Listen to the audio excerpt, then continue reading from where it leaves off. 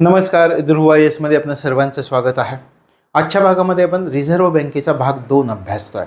मागच्या भागामध्ये आपण रिझर्व्ह बँकेची रचना समजावून घेतली. अगदी स्थापनेपासून हेल्टनिंग कमिशनपासून सर्व आपण अभ्यास केला रिझर्व्ह बँकेचा आणि रिझर्व्ह बँकेची स्थापना, तिचे कायदे यांचा आपण मागच्या भागामध्ये अभ्यास केला. शिवाय आपण रिझर्व्ह बँकेची रचना समजावून घ्यायला सुरुवात केली होती मागच्या भागामध्ये.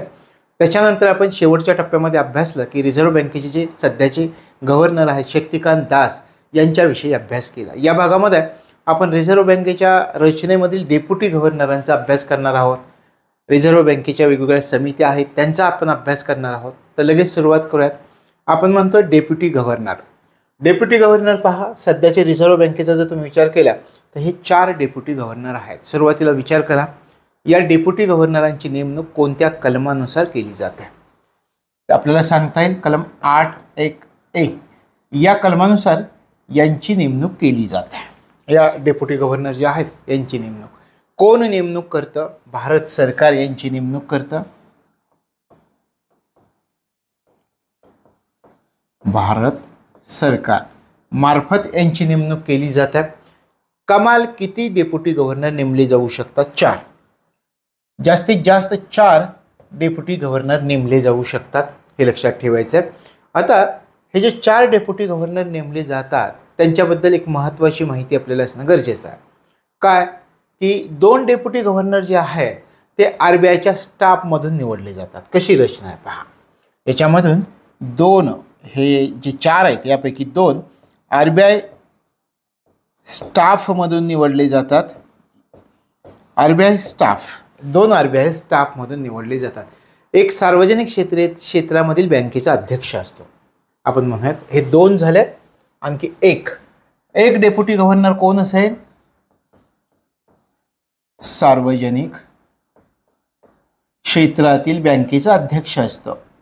एक डेप्युटी गव्हर्नर सार्वजनिक क्षेत्रातील बँकेचा अध्यक्ष. कशी रचना असते या 4 डेप्युटी गव्हर्नरांची? एक सार्वजनिक क्षेत्रातील बँकेचा अध्यक्ष असेल आणि एक अर्थतज्ञ असेल. आपण म्हणूया त्या ठिकाणी एक अर्थतज्ञ.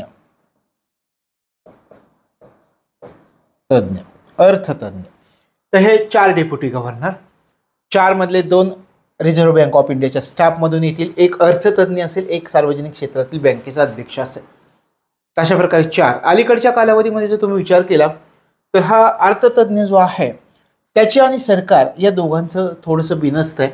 कारण जे अर्थतज्ञ म्हणून नेमणूक झाली आहे गेल्या काही वर्षांमध्ये, तर त्यांच्या आणि सरकारचे खटके उडल्यामुळे ते लोक राजीनामा देत आहेत. उदाहरणार्थ उर्जित पटेल किंवा आणखी आपल्याला अशी काही उदाहरणं सांगता येतील की या ठिकाणी जे अर्थतज्ञ डेप्युटी गव्हर्नर म्हणून घेतले जात आहेत ते आणि पुढे जर ते रिझर्व्ह बँकेचे अध्यक्ष बनले तर त्यांचं आणि सरकार यांच्या दोघांमध्ये मग काही गोष्टींविषयी एकमत होऊ शकत नाही आणि मग ते राजीनामा देताना दिसत आहेत. मग त्याच्याविषयी सरकारनं काय केलं आहे की हा अर्थतज्ञ जो नेमला जात होता तर आता RBI स्टाफमधूनच एक या ठिकाणी 3री जागासुद्धा भरली जाते. प्रत्यक्षात असं आहे. पण आपल्याला जे सांगितलं जातं आहे की या 4 जणांची रचना कशी आहे, तर 2 RBI स्टाफमधून एक अर्थतज्ञ असेल आणि एक सार्वजनिक क्षेत्रातील बँकेचा अध्यक्ष असेल. तशा प्रकारे आता आपल्याला विचार करायचा की कोण कोण आहेत हे 4 जण. तर याच्यामध्ये T रविशंकर आहेत. हे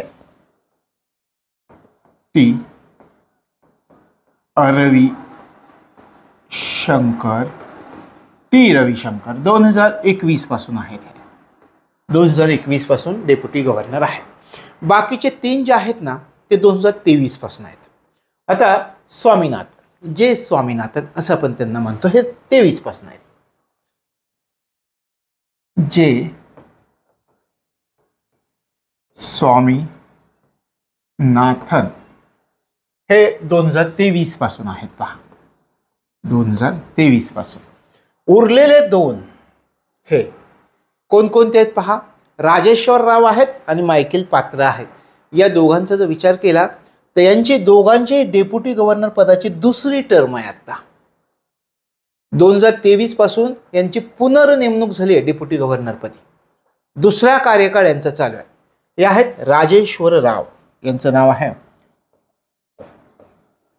राजेश्वर राजेश्वरराव हे आहेत राजेश्वरराव, आणि ते मायकेल पात्रा यांना तर आपण ओळखतोच, मायकेल पात्रा. मायकेल पात्रा हे या दोघांची 2023 मध्ये पुनर्नेमणूक झाली आहे. याच्या अगोदर पण हे डेप्युटी गव्हर्नर होते आणि आता पुन्हा आणखी डेप्युटी गव्हर्नर म्हणून यांची पुनर्नेमणूक झालेली दिसते. सलग दुसरा कार्यकाळ चालू आहे. मग आपल्याला असं विचारतील की 4 डेप्युटी गव्हर्नरांपैकी सलग दुसरा कार्यकाळ चालू असणारे डेप्युटी गव्हर्नर सध्या कोण आहेत? कोण आहेत? राजेश्वरराव, मायकेल पात्रा. सलग दुसरा कार्यकाळ यांचा चालू आहे. 2023 मध्ये नव्याने नेमणूक झाली जे स्वामीनाथन यांचे, आणि टी रविशंकर हे 2021 पासूनचे डेप्युटी गव्हर्नर आहे. लक्षात आलं? Deputy governor. तर अशा प्रकारे मग ह्या 4 डेप्युटी गव्हर्नरांचा आपल्याला विचार करावा लागतो. हेच फक्त जुने राहिलेत, बाकीचे 23 मधले आहेत आणि या दोघांची पुनर्नेमणूक झाली आहे. लक्षात ठेवायचं, टी रविशंकर, जे स्वामीनाथन, राजेश्वरराव, मायकेल पात्रा. मग आपण त्याची रचना पाहिली. 8.1 नुसार यांची रचना भारत सरकार नेमणूक करतं. 4 असतात जास्तीत जास्त. 2 रिझर्व्ह बँकेच्या स्टाफमधून निवडले जातात. 1 अर्थतज्ञ असतो आणि 1 सार्वजनिक क्षेत्रातील बँकेचा अध्यक्ष असतो. लक्षात आलं? तर हे लक्षामध्ये ठेवायचं. आता आपण रिझर्व्ह बँकेचा पुढचा टप्पा अभ्यासूयात. पुढच्यामध्ये आपल्याला अभ्यासता येईल की रिझर्व्ह बँकेची 4 स्थानिक मंडळं कोणकोणत्या ठिकाणी. आता 4 शहरं मी तुम्हाला या ठिकाणी दाखवलीत आणि ती शहरांची ही काही वैशिष्ट्ये आहेत, त्याच्यावरून आपल्याला ओळखता येईल. मग हे 4 स्थानिक मंडळ जे आहेत ते कोणकोणत्या ठिकाणी आहेत? पश्चिमेला आहे, उत्तरेला आहे, पूर्वेला आहे आणि आपल्याला सांगता येईल दक्षिणेला आहे.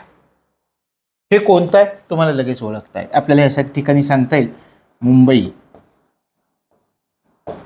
दुसरं हे तुम्हाला लगेच ओळखता येईल कुठलं आहे? दिल्ली आहे. पण ठीक आहे, आधी आपण शहरं बघूयात. दिल्ली हे ओळखा कोणता? या ठिकाणी कोलकाता आहे. कोलकाता. 4 स्थानिक मंडळ कोणत्या शहरामध्ये आहेत? रिझर्व्ह बँकेची. आणि शेवटचं दक्षिणेकडचं चेन्नई. म्हणजे तुमच्या एक गोष्ट लक्षात आली की 4 स्थानिक मंडळ आहेत. रिझर्व्ह बँकेचे स्थानिक मंडळ किती? 4. त्यांची मुख्यालय कुठं कुठं आहेत? मुंबईला आहे, दिल्लीला आहे, कोलकात्याला आहे, चेन्नई. यांचे भाग पाडले. म्हणजे पश्चिम मुख्यालय हे आहे, पश्चिम मुख्यालय आहे. दिल्लीचा जर विचार केला तर ते उत्तर मुख्यालय, उत्तरेकडचं उत्तर. कोलकात्याचा विचार केला तर पूर्व, आणि या ठिकाणी दक्षिण. लक्षात आलं? 4 स्थानिक मंडळ, पश्चिम मुंबई, उत्तर दिल्ली, पूर्व कोलकाता, दक्षिण चेन्नई. 4 स्थानिक मंडळ. यांना पण लोकल बोर्ड्स असं म्हणतो. लोकल बोर्ड्स, स्थानिक मंडळ म्हणजे रिझर्व्ह बँकेची लोकल बोर्ड्स कोणती आहेत? लक्षात आलं? किती सोपं आहे पहा. तर हे कुठे कुठे मुख्यालय आहेत हे आपल्याला विचारलं जातं.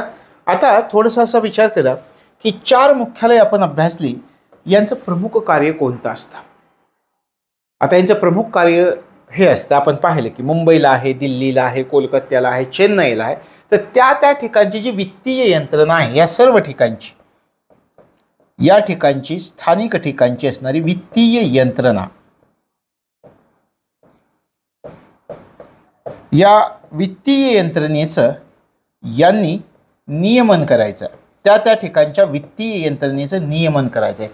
म्हणजे पश्चिमेकडील भागाचं, उत्तरेकडील भागाचं, पूर्वेकडील भागाचं, दक्षिणेकडील भागाचं, अशा प्रकारे ह्यांनी काय करायचं? त्या ठिकाणच्या वित्तीय यंत्रणेचं नियमन करण्याचं काम या मंडळांकडे आहे, 4 स्थानिक मंडळाकडे. म्हणजे थोडक्यात या 4 स्थानिक ज्या भाग आहेत त्याच्यात त्यांनी गरजा ओळखायच्या, वित्तीय गरजा ओळखायच्या आणि त्यानुसार काम करायचं. या 4 ठिकाणच्या, 4 भागांच्या वित्तीय गरजा ओळखून, स्थानिक वित्तीय गरजा ओळखून त्यांनी काम करायचं. हे काम आहे रिझर्व्ह बँकेच्या 4 स्थानिक मंडळाचं, ज्यांना आपण लोकल बोर्ड्स असं म्हणतो. पश्चिम मंडळाचा जर आता विचार केला त्याचं अध्यक्षपद रिक्त आहे. उत्तरेचा जर विचार केला त्याचे अध्यक्ष रेवती अय्यर आहेत. आपल्या या ठिकाणी सांगता येईल रेवती अय्यर.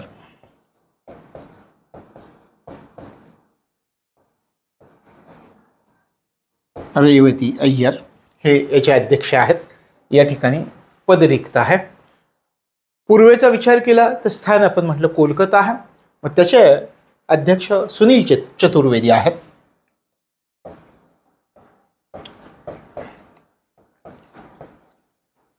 सुनील चतुर्वेदी आणि चेन्नई हे पद रिक्त आहे अध्यक्षाचं. तशा प्रकारे 4 स्थानिक मंडळाचा आपल्याला अभ्यास करावा लागतो. लक्षात येईल 4 स्थानिक मंडळ. आता आपण पुढचा अभ्यास करणार आहोत. ही 4 स्थानिक मंडळं समजावून घेतल्यानंतर संचालक मंडळाच्या बैठका कशा पार पडतात याचा आपल्याला विचार करायचा आहे. संचालक मंडळाच्या बैठका. आता या ठिकाणी आपण डेप्युटी गव्हर्नर अभ्यासले. त्या ठिकाणीच आपण थोडंसं संचालक मंडळाच्या बैठका कसा पार पडतात याचा विचार करूया. संचालक मंडळाच्या बैठकांचा जर विचार केला तर वर्षभरामधून किती बैठका झाल्या पाहिजेत ही एक अट आहे. ते महत्त्वाचं आहे. आणि ती अट जर आपण विचार केला तर या ठिकाणी याविषयी विचार करता येतो आपल्याला. सुरुवातीला विचार करा की मध्यवर्ती संचालक मंडळाअंतर्गत येणारी ही कार्यकारी मंडळ आहेत. हे पहा, मध्यवर्ती संचालक मंडळाअंतर्गत येणारी कार्यकारी मंडळ. मग मध्यवर्ती संचालक मंडळाच्या बैठकी किमान बैठकी किती होतात हे पण लक्षात ठेवा. किमान बैठकांचा विचार केला मध्यवर्ती संचालक मंडळाच्या तर किमान बैठकी 6 होतात. पहिली गोष्ट हे मध्यवर्ती संचालक मंडळाअंतर्गत आपण म्हणतो, पण मध्यवर्ती संचालक मंडळाच्या किमान बैठकी किती होतात हे आपल्याला माहिती असणं गरजेचं. किती बैठका होतात? 6. याशिवाय आणखी एक अट आहे, प्रत्येक तिमाहीला एक बैठक झाली पाहिजे. प्रत्येक तिमाही किती झाली पाहिजे? एक बैठक तरी झालीच पाहिजे.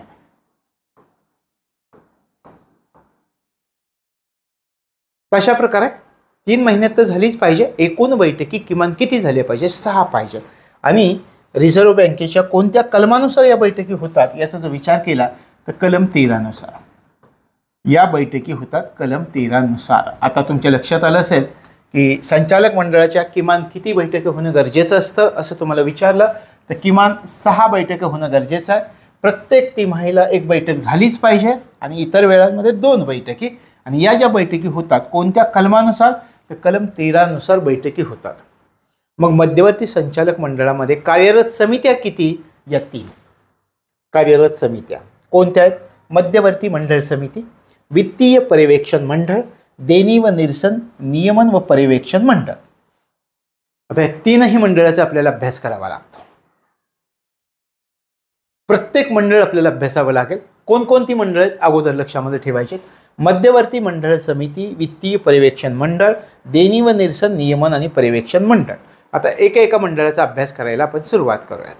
सुरुवातीला घेऊयात या ठिकाणी मध्यवर्ती मंडळ समिती CCB. हे पहा, मध्यवर्ती मंडळ समिती याचा विचार करू. कशा प्रकारे याची रचना आहे? आपण CCB म्हणतोय. म्हणजे काय? Committee of the central board म्हणजे CCB. लक्षात आलं? Committee of the central board. या ठिकाणी पहा, committee of the central board म्हणजे मध्यवर्ती मंडळ समिती. आता याच्याविषयी आपण रचना पाहूयात. सुरुवातीला विचार करा कोणत्या कायद्यान्वये या मंडळ समितीची स्थापना करण्यात आलेली आहे. मग आपल्याला उत्तर मिळतं या मंडळ समितीची स्थापना झाली आहे 1934चा ॲक्ट, 1934चा कायदा. या कायद्यान्वये या CCBची किंवा मध्यवर्ती मंडळ समितीची स्थापना झाली आहे.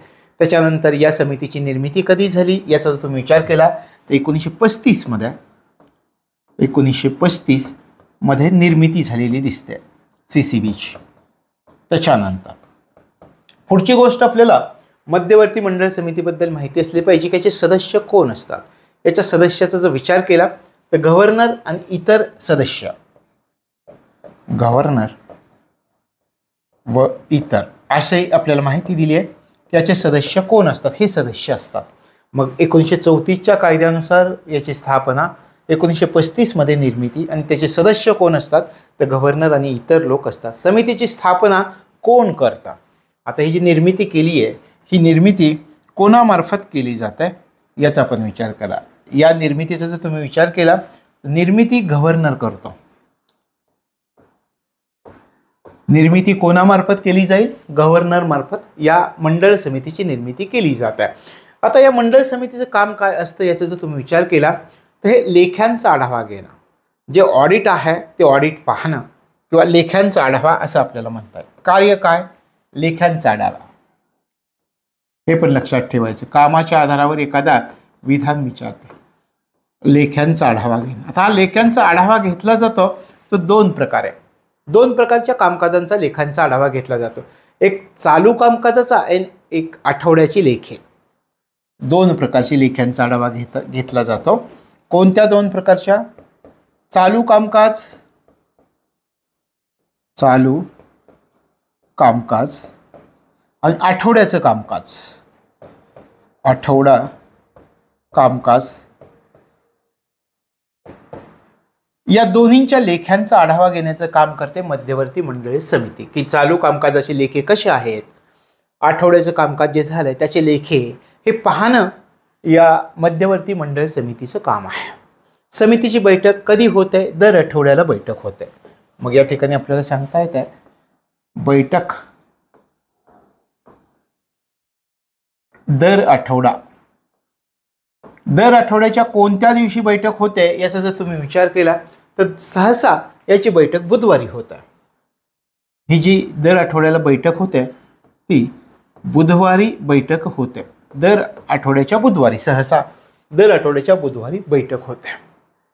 आता याच्यामध्ये या मध्यवर्ती मंडळ समितीची बैठक होते त्याच्यामध्ये कोणत्या बाबींवरती चर्चा होते याचा जर तुम्ही विचार केला की त्याच्यामध्ये अशी चर्चा केली जाते की अर्थव्यवस्थेची स्थिती कशी आहे, रिझर्व्ह बँकेचं जे चालू कामकाज आहे त्याच्याविषयी चर्चा केली जाते आणि हे जे लेखे आहेत आठवड्याचे लेखे याविषयी चर्चा या बैठकीमध्ये केली जाते. अशा प्रकारे मध्यवर्ती मंडळ समिती असते. किती सोपी आहे पहा. सुरुवातीला विचार करायचा आहे कोणत्या कायद्यानुसार स्थापना होते? 1934च्या कायद्यानुसार. स्थापना कधी झाली? 1935 मध्ये. निर्मिती 1935 मध्ये. कोणी निर्मिती केली? गव्हर्नर यांनी निर्मिती केली. याच्यात सदस्य कोण असतात? गव्हर्नर आणि इतर हे सदस्य असतात. ही समिती कशाबद्दल कार्य करते? लेखांचा आढावा घेते, ऑडिट करते. कशाचं? चालू कामकाज आणि आठवड्याचं कामकाज. त्याच्यानंतर बैठक कधी होते? दर आठवड्याला होते, बुधवारी बैठक होते असं आपण विचार केलेला होता. आणि या बैठकीमध्ये कशाविषयी चर्चा केली जात आहे? अर्थव्यवस्थेची स्थिती, रिझर्व्ह बँकेचं चालू कामकाज आणि आठवड्यांचे लेखे याबद्दल चर्चा केली जाते. अशा प्रकारे मध्यवर्ती मंडळ समिती आहे. यानंतर आपण पुढच्या मंडळाचा विचार करूयात. आपण या ठिकाणी 3 मंडळं पाहिली होती. हे पहा, मध्यवर्ती मंडळ समिती आपण अभ्यासलं. मध्यवर्ती मंडळ समितीबद्दल आपण विचार केला, सर्व माहिती समजली आपल्याला. त्याच्यानंतर आता आपण पुढचं मंडळ अभ्यासणार आहोत. त्याचं नाव आहे वित्तीय पर्यवेक्षण मंडळ. आता वित्तीय पर्यवेक्षण मंडळ काय आहे त्याचा आपण विचार करूयात. हे पहा, वित्तीय पर्यवेक्षण मंडळ.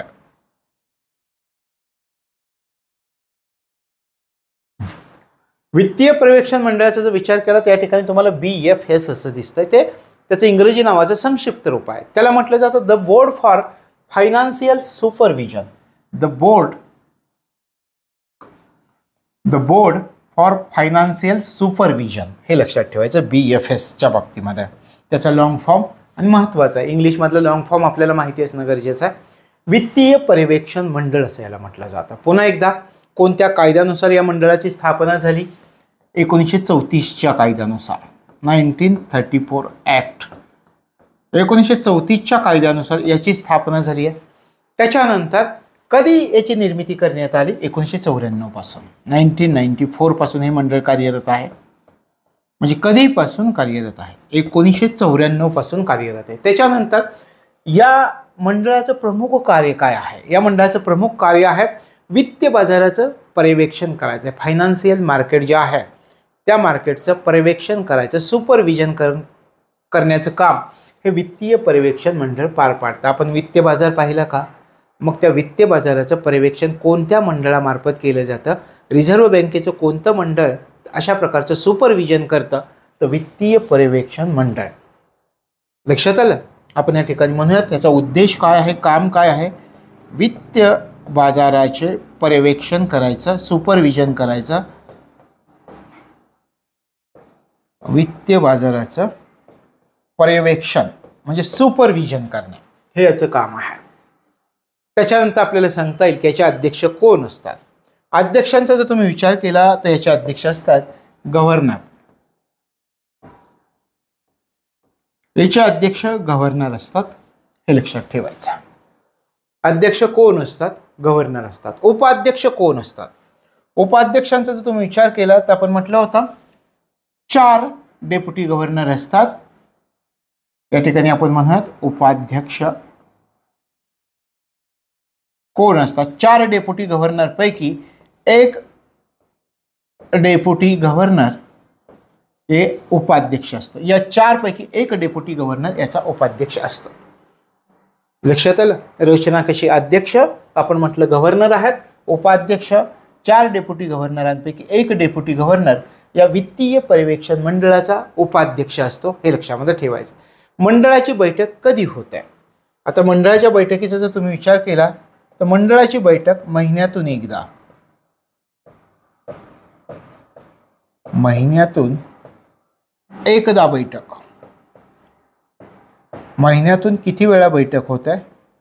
तर एकदा बैठक होत आहे या वित्तीय पर्यवेक्षण मंडळाची.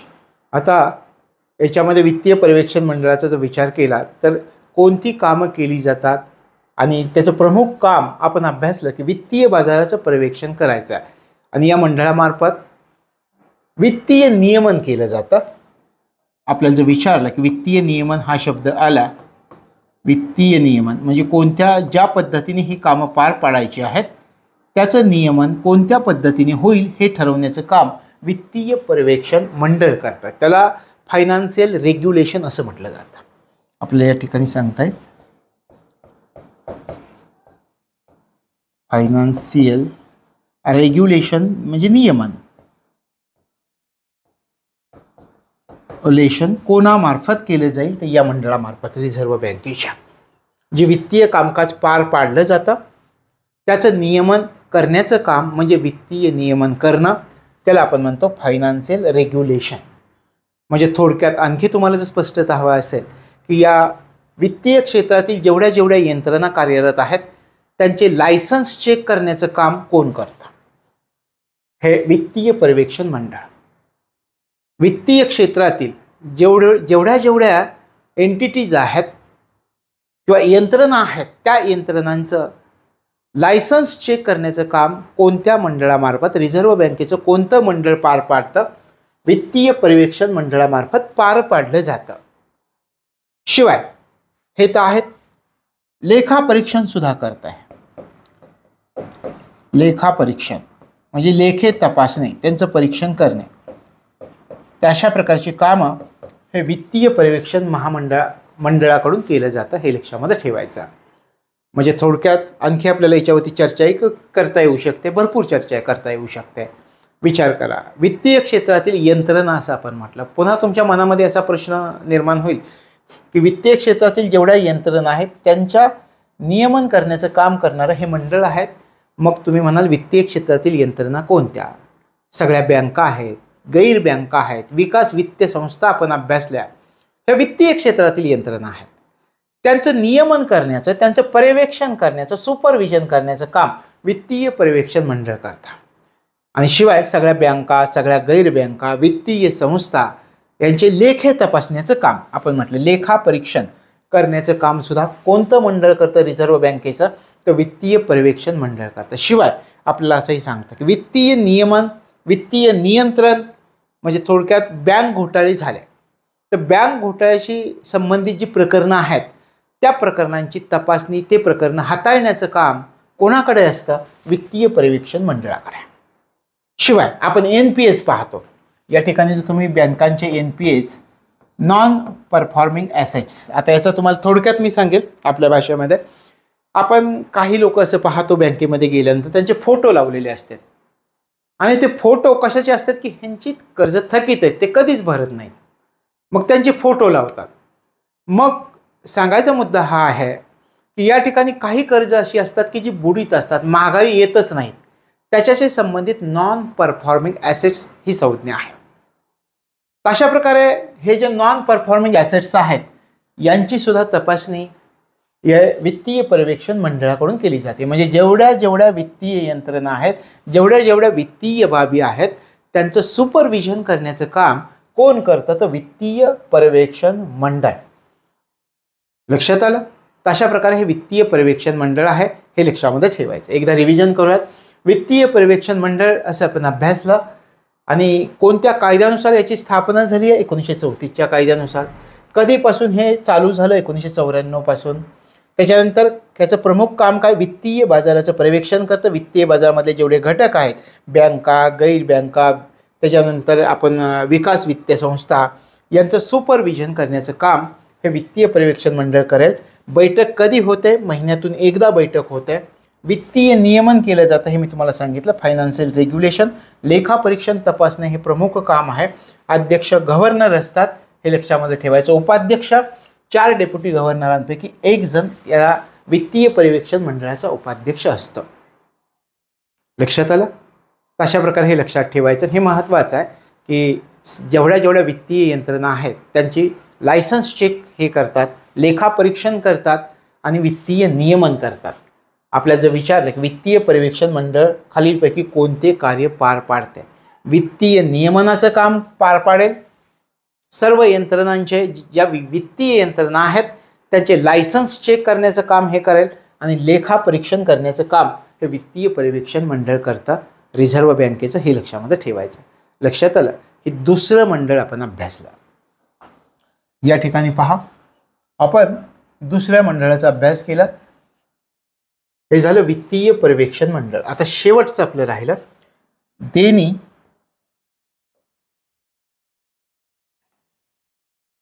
देणी व निरसन नियमन व पर्यवेक्षण मंडळ, BPSS, याचा आपण अभ्यास करूया. BPSS हे पहा, देणी व निरसन नियमन व पर्यवेक्षण मंडळ. तर हे BPSS आहे, त्याचा लॉंग फॉर्म आहे. Board for regulation and supervision of payment and settlement systems, असं या मंडळाला म्हटलं जातं. देणी व निरसन नियमन व पर्यवेक्षण मंडळ याचा विचार करायचा. आता याच्याविषयीचा कायदा किती सालचा आहे याचा आपण विचार करूयात. ह्या कायद्याचा जर विचार केला तर 2007चा ॲक्ट आहे.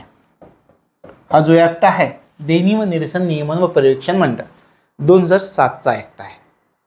आता हा जो ॲक्ट आहे या ॲक्टला नाव पण दिलं आहे देणी व निरसन यंत्रणा कायदा असं म्हटलं जातं. आपण म्हणूयात देणी व निरसन यंत्रणा, देणी व निरसन यंत्रणा कायदा असं म्हटलं जातं. याला 2007चा ॲक्ट आहे. पहिली गोष्ट लक्षात आली. आता आपल्याला समजावून घ्यायचं हे जे मंडळ आहे त्याचा उद्देश कोणता आहे. देशामध्ये सर्व देणी व निरसन यंत्रणा आहे त्याचं नियमन करणे. आता तुम्ही विचार कराल देणी आणि निरसन यंत्रणा म्हणजे काय. उदाहरणार्थ पहा, आपल्या देशामध्ये वेगवेगळ्या बँका आहेत. माझं एका बँकेत खातं आहे, तुमचं दुसऱ्या बँकेमध्ये खातं आहे. आपण या ठिकाणी उदाहरण घेऊन पाहूयात. एक व्यक्ती आहे आणि ही दुसरी व्यक्ती आहे. या व्यक्तीचं स्टेट बँक ऑफ इंडियामध्ये खातं आहे. या व्यक्तीचं बँक ऑफ इंडियामध्ये खातं आहे. या व्यक्तीला, हा जो पहिला व्यक्ती आहे त्या पहिल्या व्यक्तीला दुसऱ्या व्यक्तीला पैसे द्यायचे. मग त्यांनी काय केलं की ह्याचा SBIचा चेक दिला, स्टेट बँक ऑफ इंडियाचा चेक दिला. पण ह्याचं खातं कुठं आहे? बँक ऑफ इंडियात आहे. मग याने काय केलं, याच्याकडून स्टेट बँक ऑफ इंडियाचा चेक घेतला आणि बँक ऑफ इंडियामध्ये टाकला. आता चेक एका बँकेचा टाकला दुसऱ्या बँकेत. मग ह्याला म्हणायचं देणी. एका बँकेला दुसऱ्या बँकेत जी आपण देणी दिली जातात तर ती देणी काय करायचं, यांचं निरसन कोण करतं? रिझर्व्ह बँक करते. त्यासाठी रिझर्व्ह बँकेमध्ये एक विभाग असतो, त्याला म्हटलं जातं देणी व निरसन नियमन व पर्यवेक्षण मंडळ. असे अनेक बँकांचे, वेगवेगळ्या बँकांचे चेक असतात, ते सगळे एकत्र आणले जातात या मंडळामध्ये आणि ती देणी दिली जातात, निरसन केलं जातं त्या देण्यांचं, म्हणजे ते क्लिअर केलं जातं, क्लिअरिंग हाऊस. अशा प्रकारे हे नियमन करणं यासाठी एक मंडळ आपल्या देशामध्ये आहे, रिझर्व्ह बँकेच्या अंतर्गत देणी व निरसन नियमन व पर्यवेक्षण मंडळ. लक्षात आलं? कॉन्सेप्ट क्लिअर झाली? तर या मंडळाला जे अधिकार प्राप्त आहेत ते देणी व निरसन यंत्रणा कायदा, payment and settlement systems act 2007 असं त्याला म्हटलं जातं. आता त्याच्यामध्ये कोण कोण सदस्य असतात? याच्यामध्ये सदस्यांची रचना आता आपण पाहूयात. सदस्य कोण कोण असतं पहा. सदस्य 3 प्रकारे आपल्याला याचे सदस्य पाहता येतात. सदस्य कोण कोण असतात याच्यामध्ये? एक असतात गव्हर्नर. गव्हर्नर. आणखी कोण असतं? सगळे deputy governor. All DY governor. सगळे डेप्युटी गव्हर्नर हे सदस्य आहेत. आणि तिसरं आहे मध्यवर्ती संचालकापैकी 3 संचालक.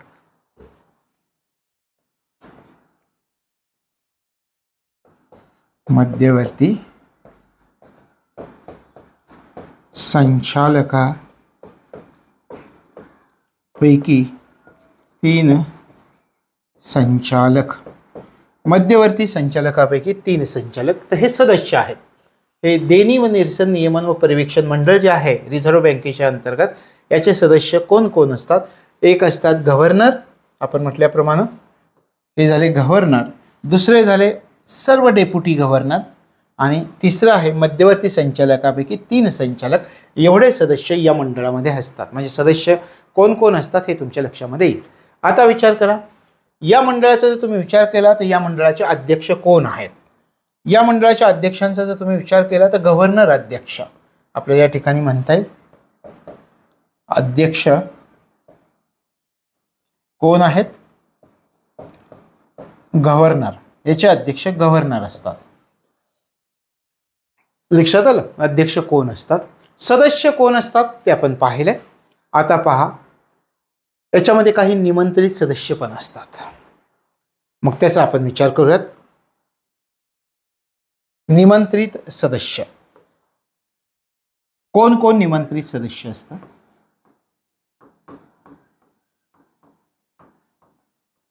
निमंत्रित सदस्य याचाही आपल्याला विचार करावा लागतो.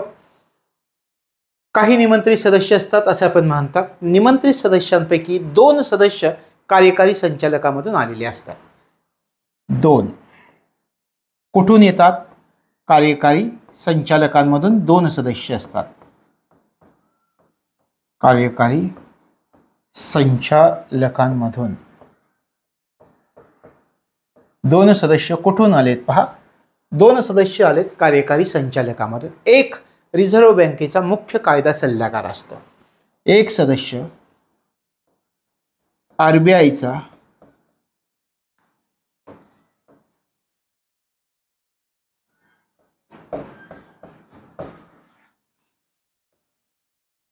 मुख्य कायदा सल्लागार.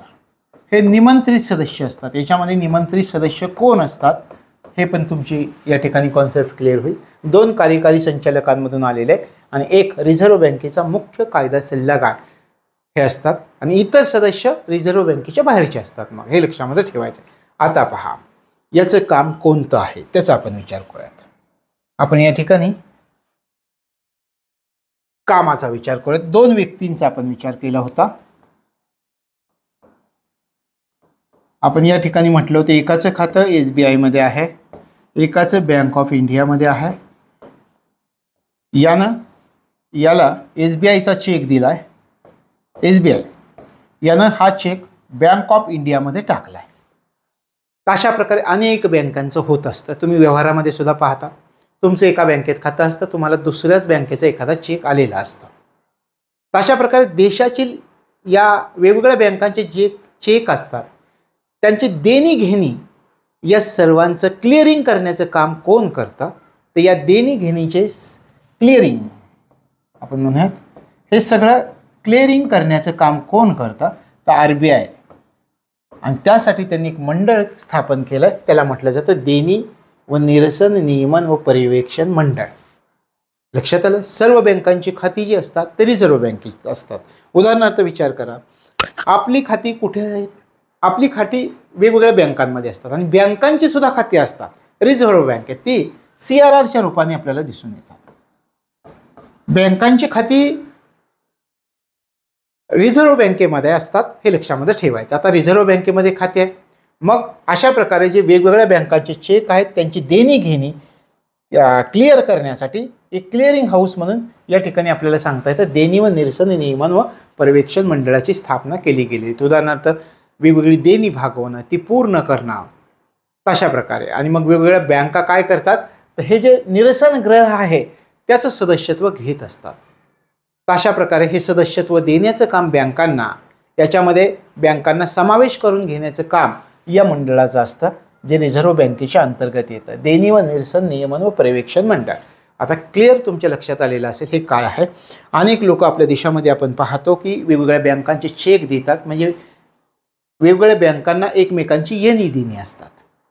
मग ती येणी देणी कुठं पूर्ण केली जातात, त्यासाठी एक क्लिअरिंग हाऊस आहे, त्याला आपण म्हणतो देणी व निरसन नियमन व पर्यवेक्षण मंडळ. मग या मंडळाचं सदस्यत्व बँकांना दिलं जातं आणि बँकाचे सदस्य झालेले असतात. लक्षात आलं? अशा प्रकारे हे लक्षात ठेवायचं आहे. तर आपण 3 मंडळं पाहिलेली आहेत. कोणकोणती 3 मंडळं पाहिली पहा या ठिकाणी.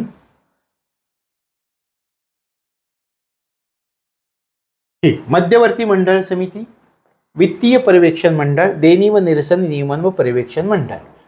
अशा प्रकारे मध्यवर्ती संचालक मंडळाच्या मंडळाअंतर्गत कार्यरत असणारी ही मंडळं आपण अभ्यासली. आता हा झाला रिझर्व्ह बँकेचा भाग 2.